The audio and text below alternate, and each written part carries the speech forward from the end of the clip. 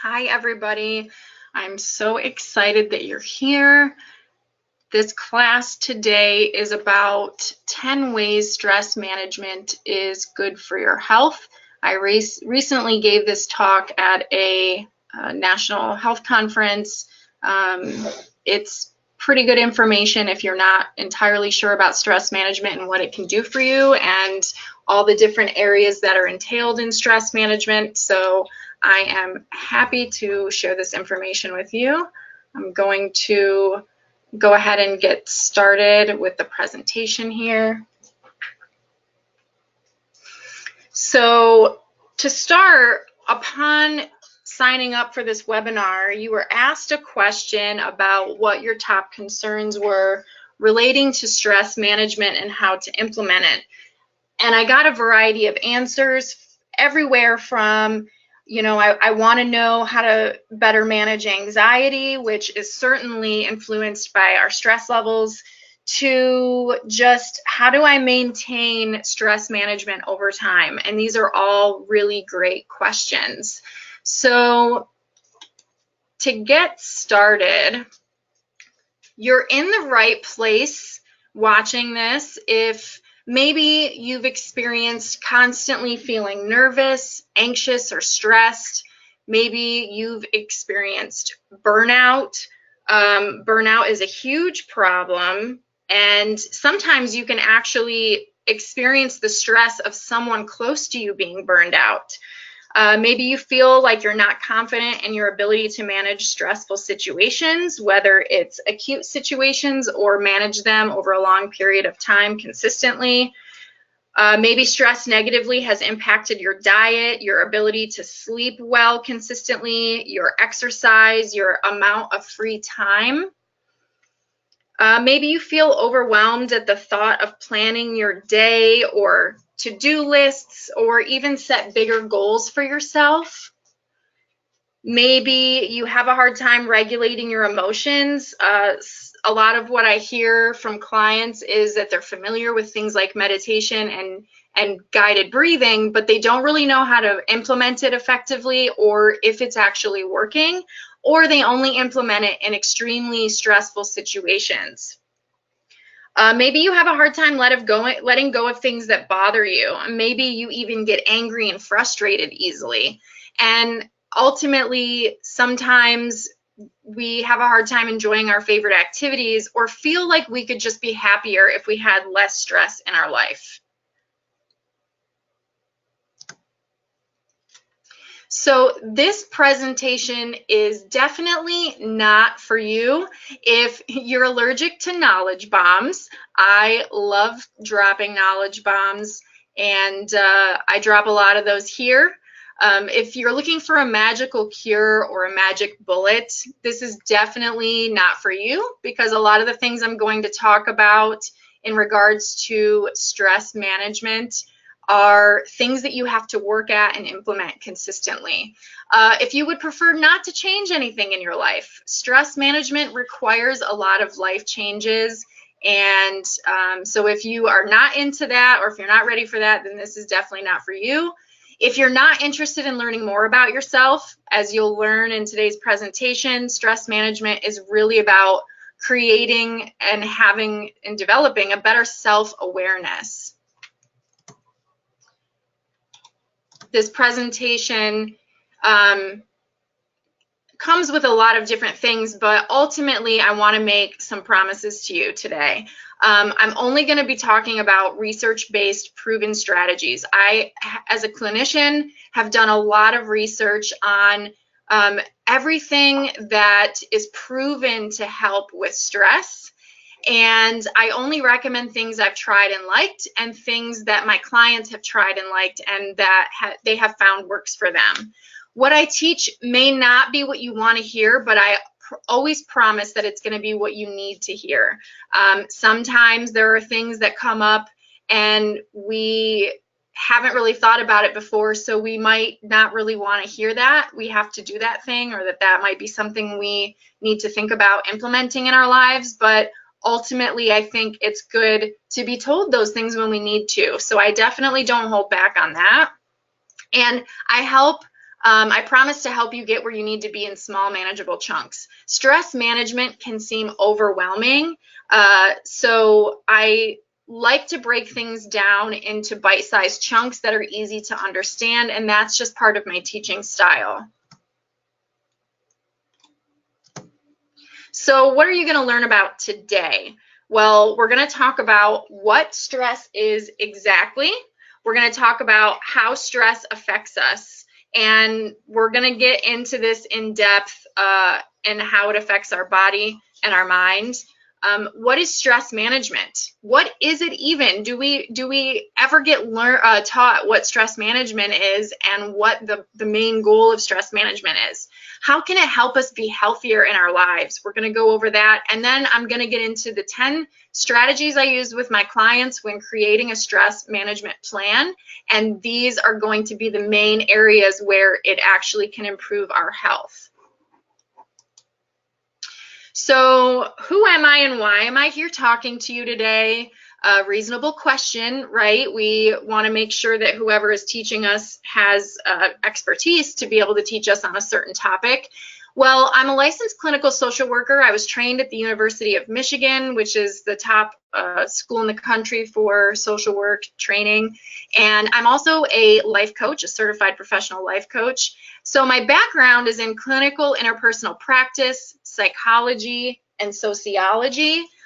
Basically, what this means is interpersonal practice, the main goal of interpersonal practice is to restore, maintain, and promote social functioning relating to a person and how they interact with their environment, as well as the systems in it.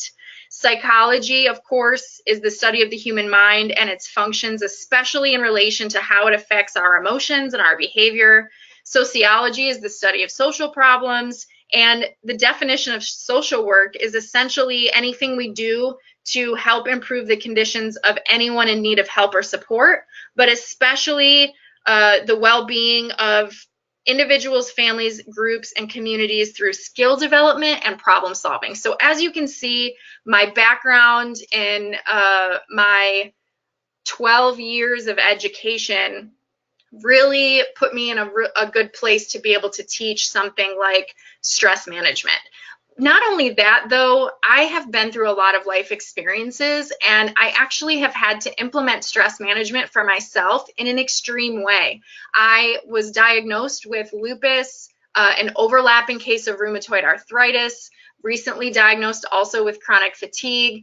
I have been diagnosed with fibromyalgia, endometriosis, hypothyroidism, all within 2 to 4 years time while I was in grad school. And so when this happened to me, I actually experienced a crisis because I had no frame of reference for how to manage these things that came up in my life. And I had this realization that there just isn't enough help for people out there like me or us, people with chronic illness. And so everything I talk about, it's not only from a clinical perspective, but it's from an experience personally. I've gone through everything that I talk about, and all of the strategies that I teach, I have used them myself, and I use them every single day. So this is kind of like, you know, our street cred, I guess you could say, in the chronic illness community. It's like, what was your worst point? And I would say this definitely was it for me. After I got diagnosed with lupus, of course, with lupus, you're not supposed to go out in the sun. So I was pushing it a little bit and was not managing stress effectively. And I decided to go to the Women's March, as you can see from the picture there, January 21st. And the first part of the Women's March, of course, is standing in the sun waiting for the march to start. And of course, 5 minutes into the march, I went down. I couldn't stand up anymore. I had to have someone come pick me up. And, you know, 9 days later, I was in the emergency room getting high doses of prednisone because I couldn't get out of bed. I couldn't function. And that went on for about 6 months. I was in that flare. So after that, I kind of really had this realization, this aha moment of, I can't do things the same way I used to. I really need to make some changes and implement some things that I can do consistently. And that's kind of what brings me to being so passionate about teaching stress management. So we're going to talk about what is stress. before we get started with the 10 ways, because I want to make sure we're on the same page about the definitions of stress and stress management, and also your understanding of what stress does to us. So a lot of times I think we think, oh, stress, it can do a couple things here and there that are negative. But when I started doing research and compiling a list, as you can see, I actually ran out of room because there's so many things that are negative that stress can do to our body. It can literally affect every organ system, and it really doesn't discriminate. Stress essentially, whoops. So when we go back to this question here, what is stress? Stress is how our brain and body works to respond to any type of demand that is placed on it. So we call these demands stressors. Any experience that disrupts our internal balance, and of course our internal balance we usually call a state of homeostasis, right, where everything is working together. It requires anything that disrupts this balance and requires change or adaptation on a physical level, a psychological level, a social, spiritual, and or environmental level. Any of these things that require change and disrupt that balance is what we consider stress, and stress is that state of how our body is responding to those things. So these can be good and bad events, and I don't think we realize a lot of the time that things like marriage and having children that are happy events in our lives can also bring about a lot of stress.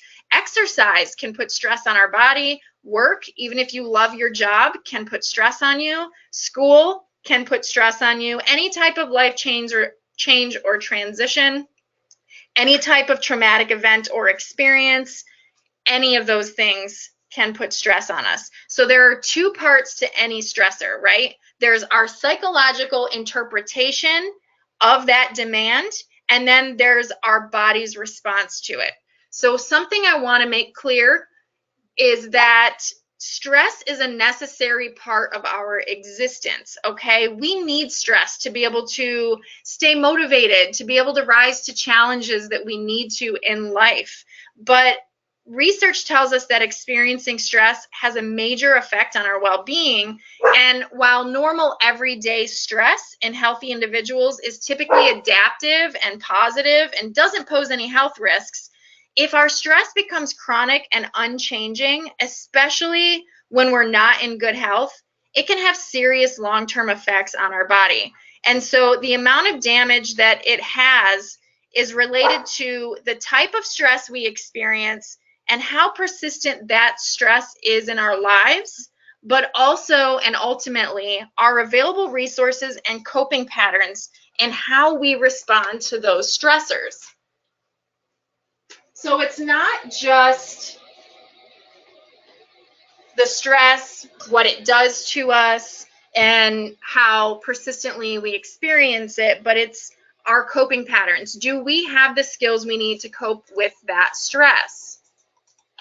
So now we're back into what stress can do to your body. And just a little side note, you're probably going to be hearing some little noises behind me. I have 2 dogs and 2 cats, and so if you're curious what those noises are, that's them just trying to get some snuggles. So as we get into what stress can really do to our body, as you can see, if you go through the list here, it can have effects on our brain or our cognition. It can have effects on our emotions, our musculoskeletal system, our gastrointestinal system, our ability to digest food, respiratory, our ability to breathe, the nervous system, our cardiovascular system, our endocrine system.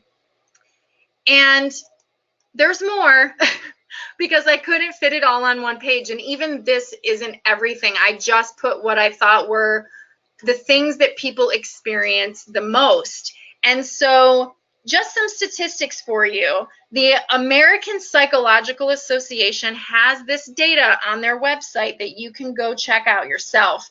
But essentially, The percentage of people who say they regularly experience the physical symptoms listed here caused by stress, 77% of us. That's nearly our entire population. That's 3/4 of our population.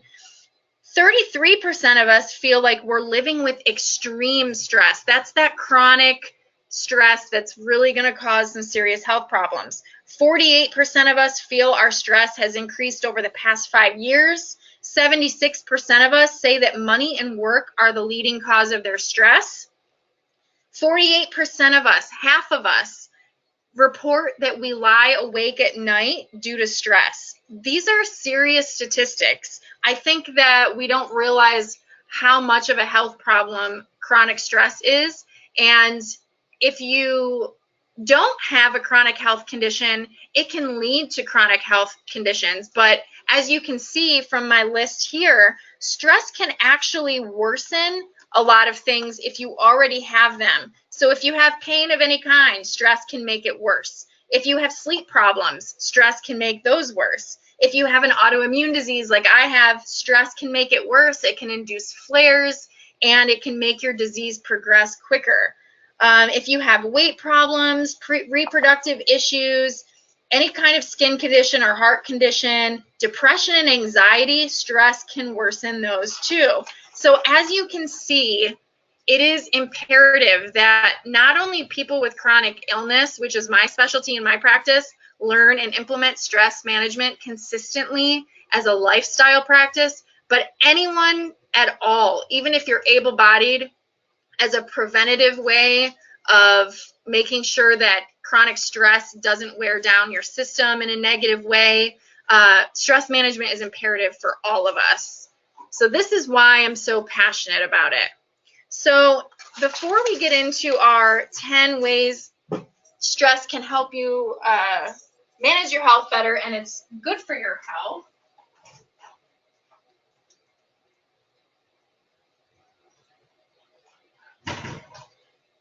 the goal of stress management and what stress management is, as a definition, is to improve our quality of life by increasing our healthy coping strategies, which reduce the negative consequences of unhealthy long-term stress, and it incorporates and encourages us to use our mind, body, and spirit where necessary and build an intuitive relationship between them in order to improve our physical and mental health outcomes. Okay, so that is the goal of stress management, is to improve coping.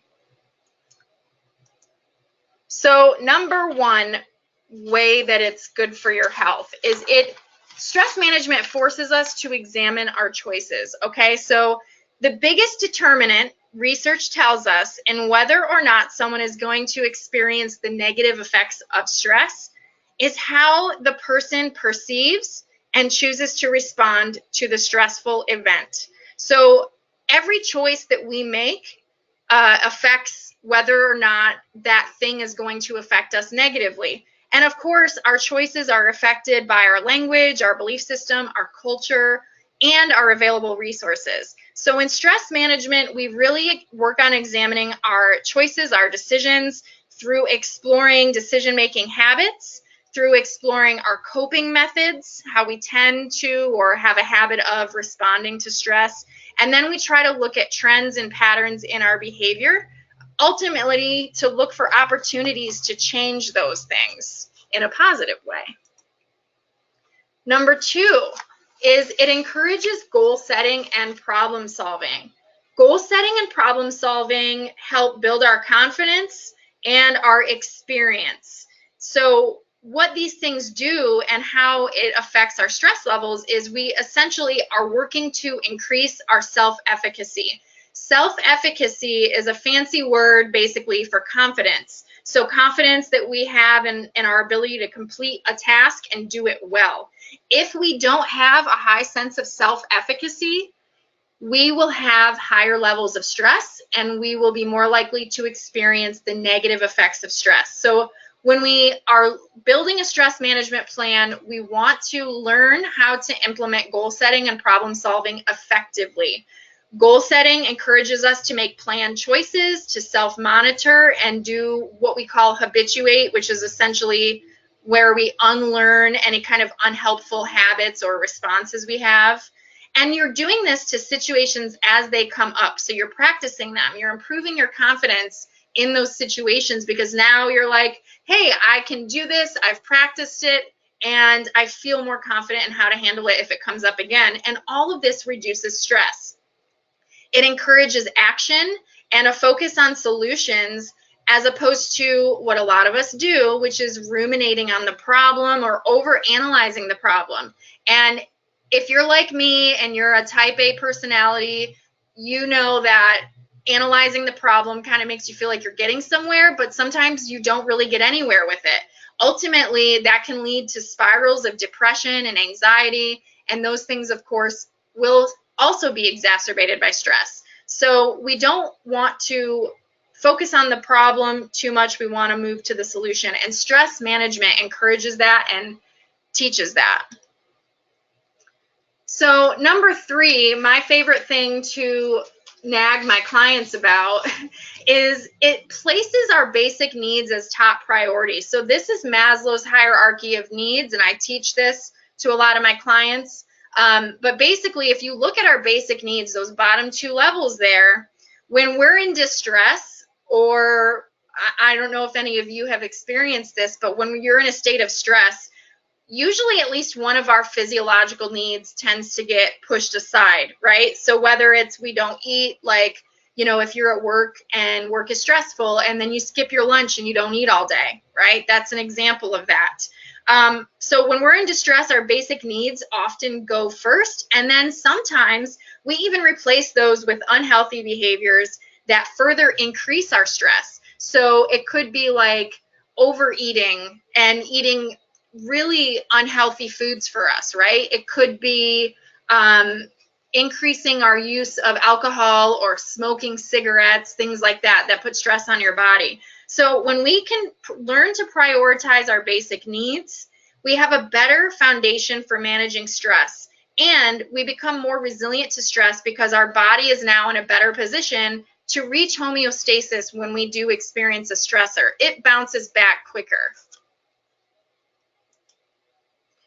Number 4, stress management forces us to examine our social support system. This is a touchy topic for some people because ultimately when we have to examine our social support system, sometimes it leads to us having to make the decision to not have certain people in our lives. And while I understand how difficult this can be, it can also be imperative for your health. So examining our social supports and relationships really can help us manage stress. If we're social isolated on one hand, we're also more likely to experience distress. But if we have a social support system, but the people in your immediate circle perpetuate or encourage negative or unhealthy behaviors or beliefs, this can lead to us being more distressed as well. So it encourages surrounding yourself with people who support and uplift you, and having a general connectedness with others in your community. Social support systems are so important that a recent research study that came out, I can't remember if it was earlier this year or last year, basically said that they found that if you have a social support system, you can live 20 years longer. If you don't, you can basically, it increases your risk of mortality by 10 to 20 years. So this is important, but we don't just want to fill our support system with just anybody. We want to make sure that they're people who are going to lift us, not sink us. Number 5, stress management requires emotional and psychological well-being. Of course, part of any stress management plan is going to be learning how to manage our thoughts and feelings because they play an important role in stress management. Research tells us that if we focus on a negative or irrational thought or belief that we have, it can weaken our immune system because it's basically chronically arousing our nervous system, our stress response. If our stress response is constantly being set off because we're reacting to thoughts that we might have, it can really have negative effects on our body and lead to all of those things that I showed you in the previous slide. It also leads to more engagement in unhealthy coping behaviors, again, like smoking, alcohol misuse, and it can lead to you having a less active lifestyle, which we know also increases our risk of stress. It increases our risk of depression and anxiety. So learning how to understand your thoughts better, learning how to control them, to not react to them, and also how they respond with your feelings, how they're connected to your feelings, and how those ultimately inform and create your behavior is part of a stress management plan. And I go over this with all of my clients as well because it's important, and I use this stuff too. I know sometimes when we think about looking at our thoughts and feelings, we tend to think of the saying, you know, just think positive. And it's not that simple. Thinking positive is not the same as being able to recognize and understand your thoughts, whether or not they're rational and based on evidence or irrational and not based on evidence. There's a whole process for it. This is what cognitive behavior therapy is based on, and it's very widely researched and proven effective. So I want to make that distinguishment there, because I know as a person with chronic illness, when I hear someone say, oh, just be positive, it really can have leave a negative taste in your mouth. So this isn't that. This is really much more than that. So then we move on to number 6. Managing stress requires a radical self-awareness. And when people ask me, you know, about how I'm able to manage my chronic illness, I really credit stress management, but stress management ultimately has given me a greater self-awareness of my mind, my body, and how everything is affecting me. And so self-awareness, as you can see from the definition here, is really the ability to take an honest look at your life, your thoughts, your feelings, your behaviors, and everything going on around you without judging yourself, without an attachment to it being right or wrong. And this is very important, because if we can be objective about these things, then we can really put things into place and find opportunities to change areas that we might need to change. So self-awareness development, which is part of stress management, helps us recognize stress and how we're responding to it. It helps us see where we might be perpetuating distress through negative or unhelpful coping responses so that we can take control and change it. We can become more aware of our thoughts, our feelings, our actions. It allows us more opportunity to make those changes. And again, we're increasing self-efficacy by doing this, which is what's reducing our stress.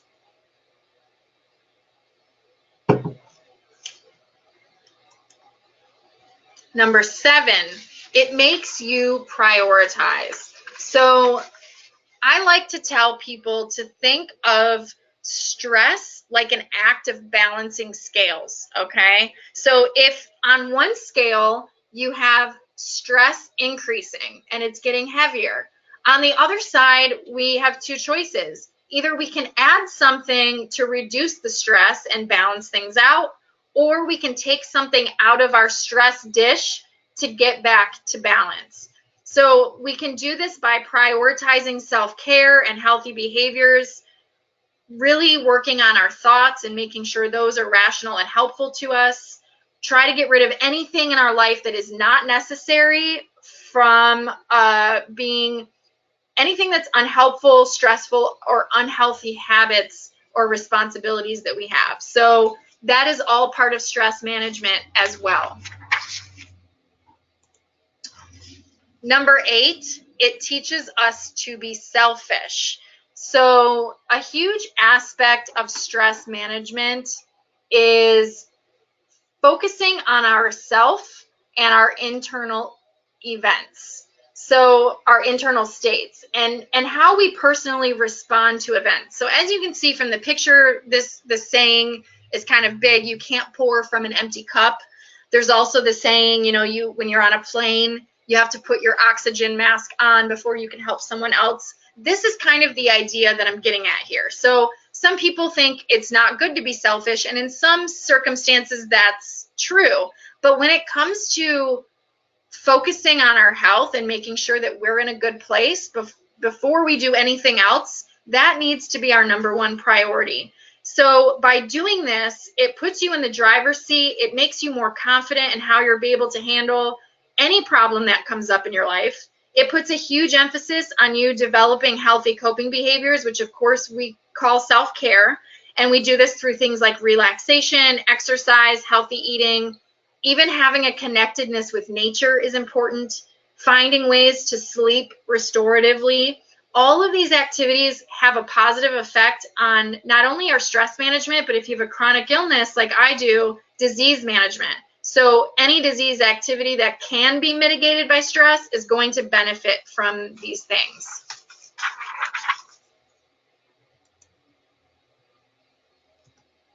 #9, stress management encourages productive communication. Communication is such a big thing that I don't think we learn. I mean, we kind of learn communication when we're kids, but not really in depth the way that I teach my clients. When we learn about how we're communicating to people and how they're communicating to us, and we can start to look for ways that we can change or adjust how we communicate and how we respond to other people to allow them to communicate more effectively, this can have a positive effect on our relationships and our social interactions, and that can reduce our stress. So if one of your biggest stressors is your relationships, this is going to be a big thing that's going to help you.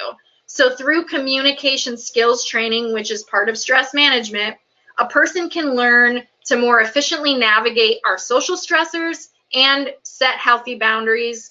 Communication training also helps adjust our expectations and perceptions in social environments, which can lead to us building more rational interpretations of events and situations. A lot of times the stress that we experience is from our expectations and interpretations of events. And I fall into this a lot too. Sometimes things will happen and, I might say to my partner, Stu, I'm interpreting that this is what's going on, and he might have a completely different perspective, and that can help balance me out a little bit. I think sometimes we tend to jump to the most negative conclusion because it's our worst fear, right? It's a natural thing that we do. And so if we can learn to manage our expectations and our perceptions and really allow them to be more rational, then that can help us avoid a lot of stress in those situations. So this is a big part of stress management. And #10, my favorite thing that I, again, teach all my clients and review with all my clients, send them home with a worksheet on this, and I use this also, is stress management teaches us to set better boundaries. So if you've ever seen that movie called Yes Man, taking a drink here. If you've ever seen that movie called Yes Man, he says yes to everything, and it kind of shows what kind of trouble you can get into by doing that, in a funny way, of course, but that you can end up living your life saying yes to everyone and everything, and then before you know it, you're on the path to saying yes in attempts to make everyone happy, and in the process, you end up losing yourself. You have a hard time finding your way back. And healthy boundaries and implementing healthy boundaries can really help us get our needs met in relationships. It can help us increase our capacity for compassion and experience less anger and resentment toward people. It helps us create a space for us to prioritize and nourish our mind, body, and spirit. When we don't set boundaries or learn what to do when people don't respect the boundaries we do set, we end up feeling taken advantage of. We feel burned out, we feel stressed out, and we end up being people pleasers, workaholics. We can be isolated. We end up ultimately feeling misunderstood. So boundaries are one of the best things you can do for your physical and mental wellness, and this is a huge part of a stress management plan. So when we're kids, we're often taught about physical boundaries. Here's your personal space bubble. This is someone else's personal space bubble. But there's so many different types of boundaries we don't learn. Things like our intimate or sexual boundaries, our emotional boundaries, our intellectual boundaries, boundaries around our time, boundaries around our material possessions. All of those things are things I teach my client, and they're a part of a stress management plan. and also learning the spectrum of how to set boundaries, from being rigid with your boundaries to porous, and what that can look like. So ultimately, what I'm trying to get across here with all of this is that, you know, we aren't required to deal with chronic stress just because we're human. I think sometimes we think that stress equals success, right? And that's just not true. At least that's not the way I see it. We are allowed to feel happy, at peace, and confident, and we deserve it, okay? This should be our number one priority before we do anything else, at least in my eyes. So again, especially in the workplace, I don't know if you've ever had a job say, this is your number one priority. Nothing else comes before this, right? I've been told that at so many jobs in my life, and it wasn't until I really got sick and started implementing the stress management for myself that I was like, no, it's not. Work does not come first. My health, my life comes first. My happiness and contentment comes first. Everything else is second. So I teach that when I'm building a stress management plan with my clients. And so, you know, we're also taught, well, stress is a part of life, and that is partly true. But the thing is we're missing a very important part, and it's not the stress that's the problem. It's how we are able to respond to it. So if you remember from earlier in the presentation, I said the 3 things that make us more likely to experience stress are the type of stress we experience. So of course, if you're experiencing an extreme amount of stress, that could be the problem, but it's not going to be a problem if you have coping tools to deal with it. So ultimately, it comes down to how you respond to the stressor and how you interpret that stressor and why it's there and what it means for you. So all of that is stuff we can control, okay? So this is a very important mindset shift. I know that when we look at stuff like this, sometimes, especially as a person with chronic illness, we can go, oh, well, that kind of puts the responsibility on me and places blame on me. And I don't see it that way at all, because honestly, and I teach this in stress management, I'm 35 and I was never taught stress management in my life. None of us are. And I think that that is a huge mistake. I think as kids, we should be taught stress management, because think about it. When we're in school, that's like our biggest stressor when we're a kid, and no one teaches you how to have a balance. And so I don't want anyone to feel bad if you're like, I don't know how I cope with stress. I don't understand what coping skills are. I didn't either. And I have a master's degree in social work, okay? So this is something that we all need to learn. It's a skill, just like anything else that we would go to school to learn how to do. It's not something that's naturally ingrained in us. It's not something we're born knowing how to do. So it's totally okay, and I want to validate that for you, because nobody knows how to do it naturally, okay? We have to learn the steps and the skills and then practice putting it into place. So when we do implement stress management, let me take a drink here. One of the symptoms I've been having recently is that my voice goes out just in regular conversation, so I have to be very careful and take drinks. So just imagine what life could look like if you felt confident no matter what life threw your way, if you could leave behind your irritable, stressed out self. And when I get stressed out, I get irritable, so that's why I put that there, and tap into your grateful, balanced, and more rational self. What if you felt like you had tangible tools that you had for the rest of your life, and strategies to use when things get out of hand, or when you feel overwhelmed, to help you get back into balance? These are things no one can take from you. They're things you'll have forever, and they're things that you can use in the moment to help yourself. So essentially, you're able to, I tell my clients, I'm going to give you skills so that you can be your own therapist, essentially.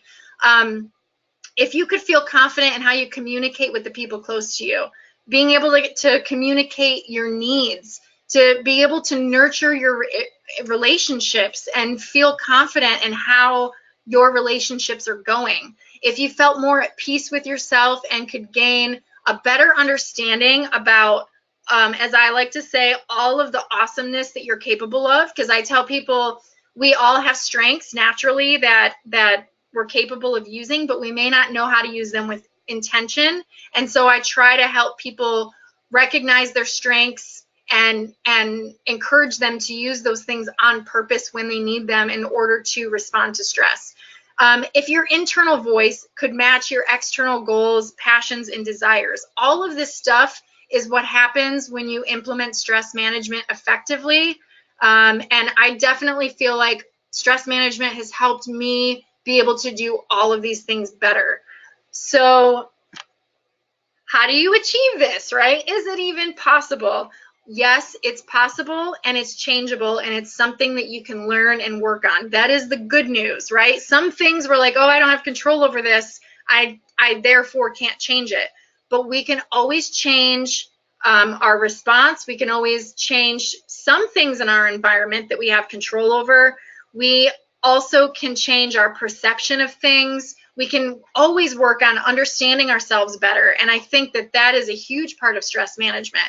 So stress management essentially happens when you create a plan of ways that you specifically can use to cope with stress better when it comes up, and it ultimately is going to improve your quality of life in the face of stress. So it's not going to solve all your problems. It's not going to make problems go away.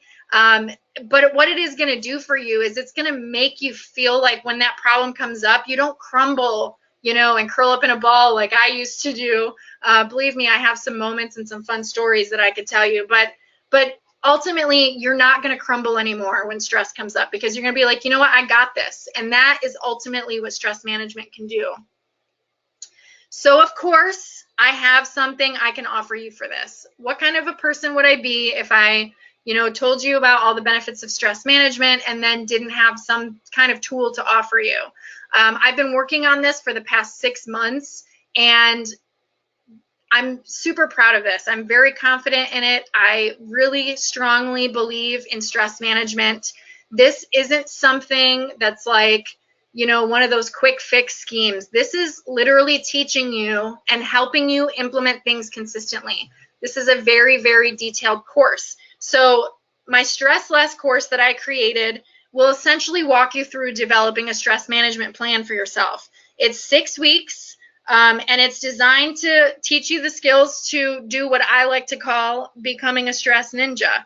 Okay, I feel like I'm a stress ninja. So what is inside the course? So when you sign up for the course,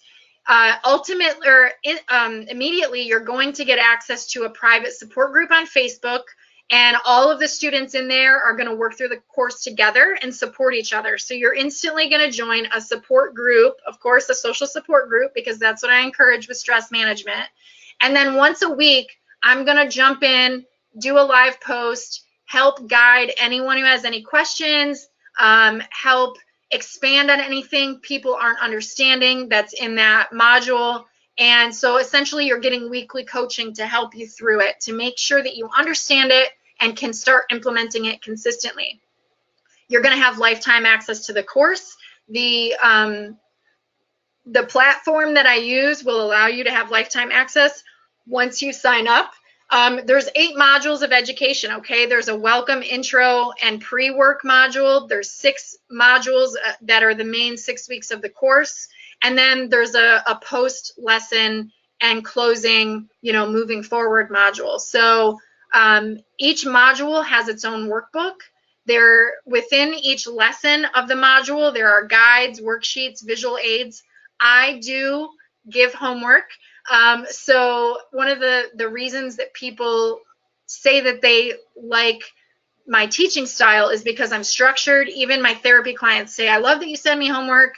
I love that you're structured, and I know exactly what skills I'm learning and how to use them, and we practice using them in real time. That's what we're going to do here.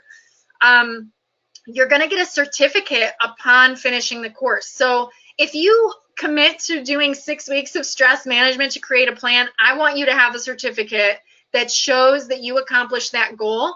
I love getting certificates. It really is like a tangible representation of all the hard work you did. And so I want you to have that, and I am going to give you that. You're going to get a bonus. So I created a bonus in order to help you stay organized. I know I have a hard time with organization, so that's something that I wanted to offer all my students who sign up early. If you sign up, you'll get this course schedule organizer. It's going to help you organize each week, and it's going to help you stay on track with action plans and goal setting and everything that we do on there. So you're going to get that. So who is this course for? I want to make sure it's right for you. I don't want you to buy something or invest time in something that you're not happy with or that isn't a good fit for you. So this course is definitely going to be a good fit for you if you're ready for change, if you've recognized that you need something to be different. Maybe you've implemented stress management in the past and you're like, you know what, I need a reboot. I need a actual structured thing that's showing me if I'm doing it right and help get me back on track. Maybe you've never done stress management and you don't have any idea. That's okay. If you just know that you're ready for change and you have a burning desire for things to get better for yourself, this is going to be perfect for you. You might have recognized that stress is a problem, but maybe you're not sure how to approach it.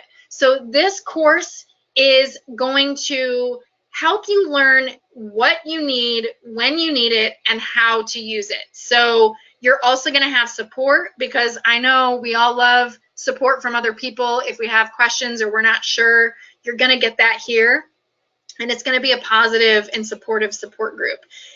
Maybe you love structure and knowledge bombs. I love dropping knowledge bombs on people, all right? I have so much knowledge floating around in my brain that I have decided, you know what, I need to share this with people because it's not doing anybody but me any good. And I love helping people. That's why I'm a social worker. And so that's why I'm sharing this with you. And so, like I said, a lot of my clients love my structure and that I give homework and feedback on that homework and help encourage them to practice it and help keep them going. You know, that's what we need. And so this class is definitely for you if you love those things.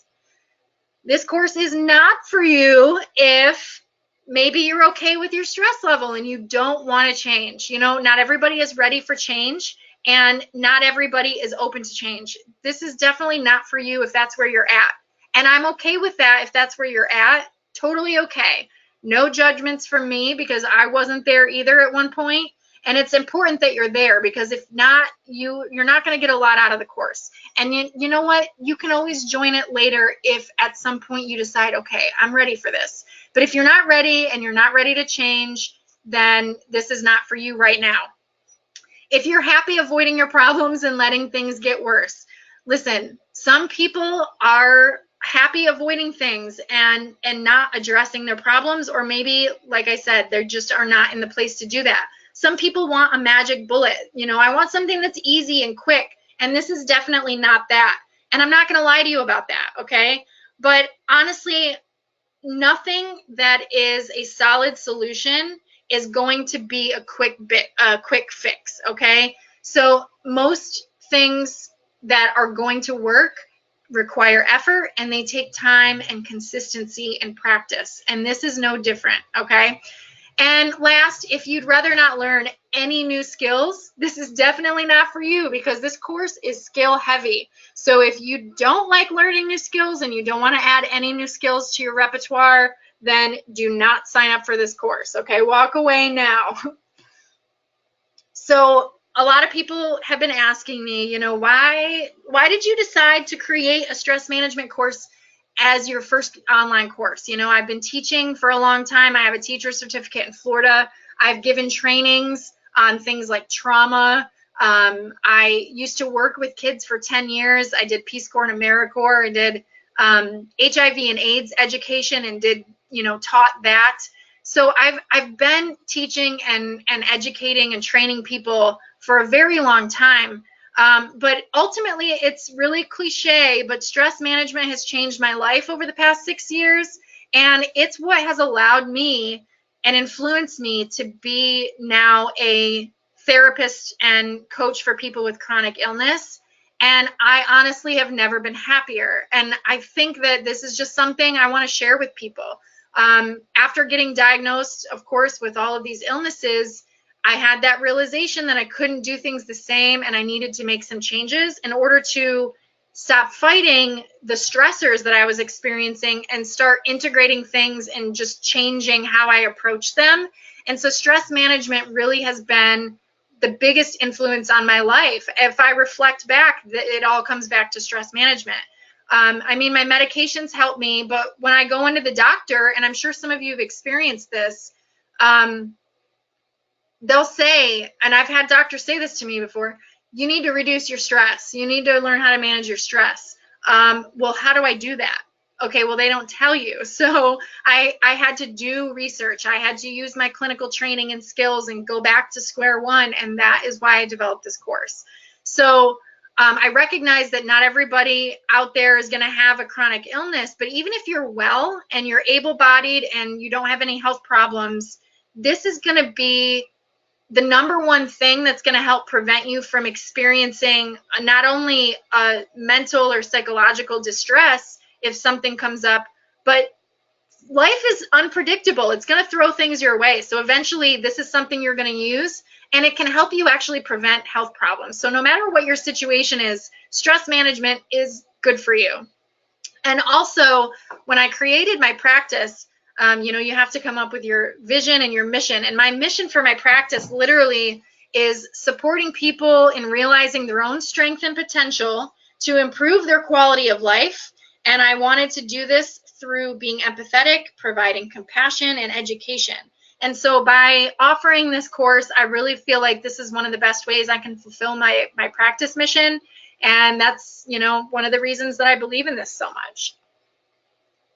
So just to kind of let you know, so you can better decide if this course is going to be for you, what topics does the course cover? I'm going to go through each of them with you right now.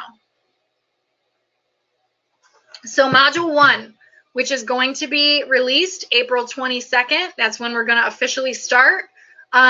This is called Stress, the Good, the Bad, and the Ugly. Okay, so we're going to learn everything you need to know about stress. You're going to learn what stress is. You're going to learn about all the different types of stress. We're going to go over what is good stress versus bad stress. Why are those two things the way that they are? What do they look like? In Lesson 2, you're going to learn about how our body responds to stress. Now, I showed you the negative effects that our body can manifest when we're under stress, but here you're going to learn how the stress response works from your brain to your body, what it does. There's going to be just a little bit of an animation there because it gets really sciencey, and that can be boring for some people, and so I wanted to make it just a little more interactive. It's going to go through each of the body systems and talk about how stress affects them, okay?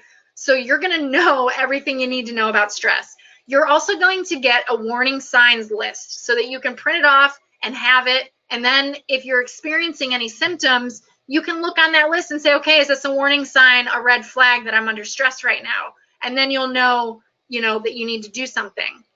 Lesson 3, I call it the light at the end of the tunnel, which is, of course, is stress management. So you're going to learn even more about the benefits of stress management. And then we're going to start going over what are the evidence-based stress management strategies that you're going to learn in the course. In Module 2,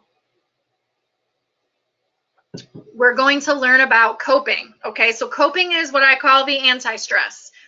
In Lesson 1, so first of all, in the pre-lesson, you're going to be taking a stress inventory so you can measure and have data on where your stress level is at right now. So if there's one thing I'm big on as a clinical social worker and someone who considers themselves a scientist is data. And I don't want to put you through a course and have you go, okay, did anything work? I'm going to show you from start to finish how things are improving. You're going to measure yourself at the beginning and then measure yourself at the end. And these inventories are things you can use after the class is over to just maybe every couple months take a measure of where you're at so you can know what your stress levels look like and how you're coping, okay? So I'm going to go through a stress inventory with you, and then in Lesson 2, you're going to get a coping inventory. so you can see exactly how you are coping with things by habit.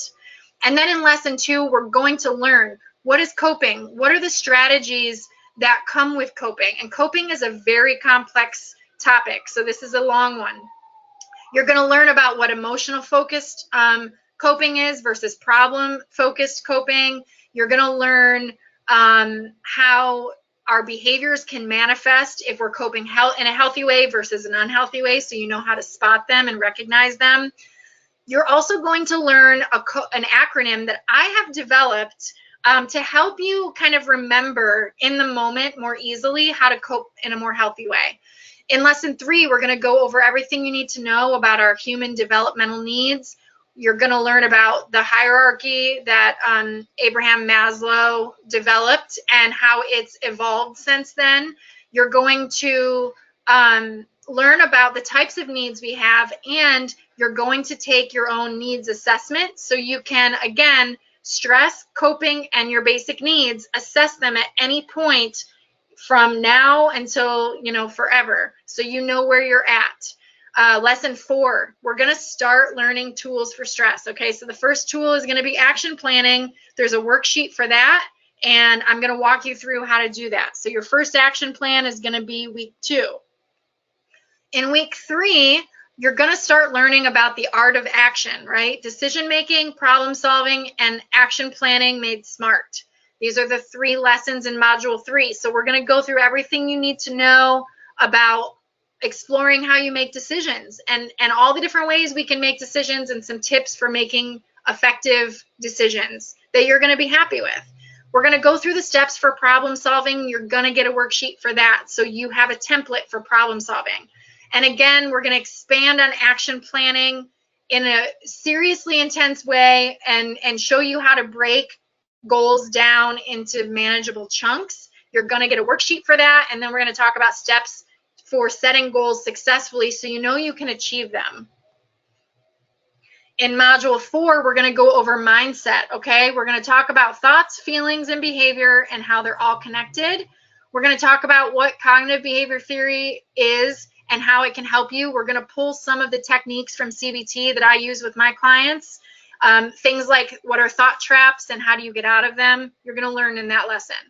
Then lesson 2 is the stress test. This is an acronym, again, to help you recognize stress and understand better how to put things into place in an effective way. I want to make things easy to remember, okay?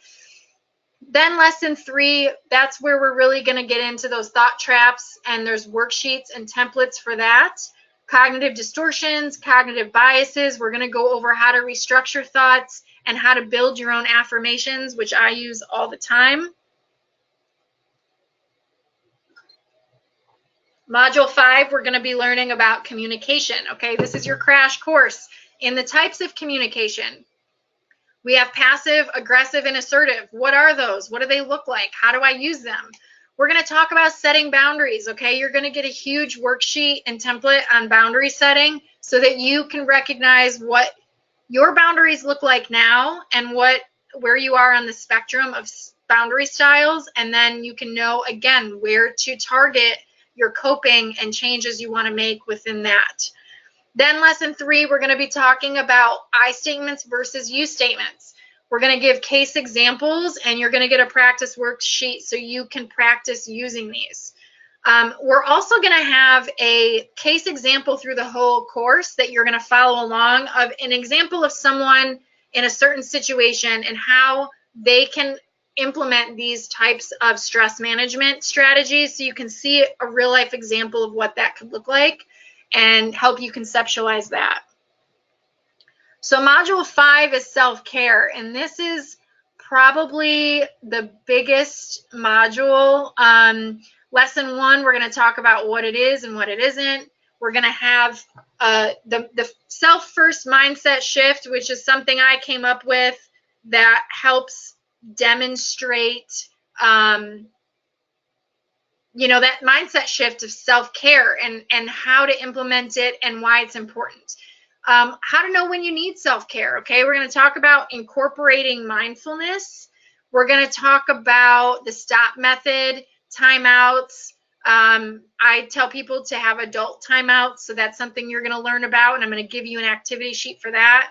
Lesson 4 is going to be all about relaxation. Everything you need to know. You're going to learn specific techniques.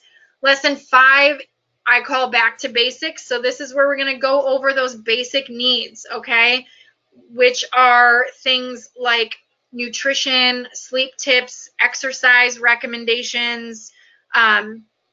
Then we have lesson 6, which I go over something called ecotherapy. So this is all about the benefits of nature, and there's a ton of research about how nature can help us. So I'm going to show you how to implement that into your stress management plan to counteract stress, okay?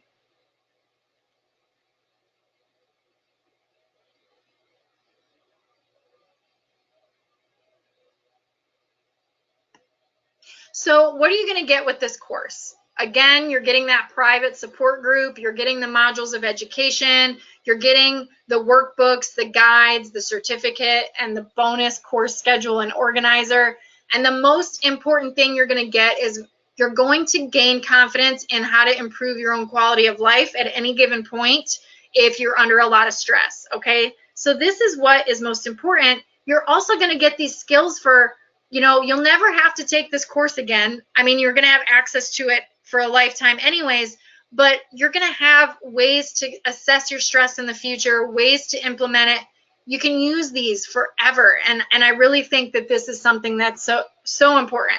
So I have already opened enrollment for this course. It's been open for a handful of days now. People are already starting to sign up. They're already joining the Facebook group. And so the first certain limited number of people, if they sign up, you can get the course right now for only $97. So this is huge. This is less than a single therapy or coaching session with me, and you get 6 weeks of education. So I think that's a killer deal. I'm basically giving it away because I just want everyone to be able to have it as an accessible thing. Once those first group of people sign up for it at that special rate, then it's going to go up to $249, and you can also get it for 6 payments of $50. If $249 isn't accessible to you, you can start for as low as $50, okay? Super accessible. You can also add on 3 personalized coaching sessions for only $99. Again, that's a rate of half off my regular rate. So if you think you're a person who needs accountability, what those coaching sessions will do is you're going to get one at the beginning, and we're going to kind of prep you for the course, get a good idea of where your stress levels are at, start putting some goals in place for what you want to get out of the course. And halfway through the course, you're going to get another 30-minute coaching session where we start to check on your progress, any aha moments you've had, anything you're struggling with, and help you implement it effectively into your day-to-day life. And then at the end, you're going to get another 30-minute coaching session to reflect on the course, to, again, clear up anything that you're not sure about, problem solve anything that might not be working for you or that you might not be implementing consistently, and how to change that. And then also to think about in the future, how are you going to be able to continue to consistently implement this over a long period of time? What can that look like, and what can you do to make sure you're successful? So you're getting, again, that bonus course schedule organizer to keep you on track. So all of these things are going to come for, $97. You can add coaching for $99 and still get the course right now and coaching for less than what the full price is going to be after all those spots are sold out. So you want to act now, and you want to sign up for this course. Again, I'm only taking a limited group number into this course because I want to make sure I can give everyone the attention that they need. And if I let, hundreds of people sign up for the course, I wouldn't be able to do that. I'm very strict about really making sure that I'm able to give people the time and attention they need in guiding them through stuff like this. And so I am limiting the course size. So you have 2 choices. You can either sign up now and take advantage of all this stuff, or you can wait and sign up for it the next time around after this 6 weeks is up and I reopen for the next class. But if you've made it this far, I think you know what to do, okay? So go ahead and jump on. I put a link in the chat box so that you can easily sign up for that. And I really can't wait to see you inside, you guys. I'm so excited to start April 22nd. Like I said, I've already got people joining, and I'm really excited about this first group. Everybody is awesome and supportive, and I know it's just going to be a great one. So if you have any questions at all, please feel free to message me and email me. You can email me at amanda@imaginelifetherapy.com. And like I said, I'm very confident in this. I'm happy to send you a course outline again and answer any questions you have. You have a 14-day money-back guarantee. So if you get into the course for 2 weeks, you decide you don't like it and it's not for you, that's totally okay. You can get your money back, and no hard feelings. I want to make sure that it's a good fit for you and that you love it, but I'm really confident that everybody that's in the group is going to get a lot out of it. So again, if you didn't make this, I'm going to go ahead and I'm recording this, so I'm going to send it to everybody who didn't get to attend today. But thank you so much for listening. And if anything, now you have a clear idea of what a stress management plan looks like and how it can help you. And so if you take anything away from today, I am happy with that, okay? I'm going to go ahead and log off and end the presentation, but I hope you all have a great day, and hopefully I will be seeing you all inside the course.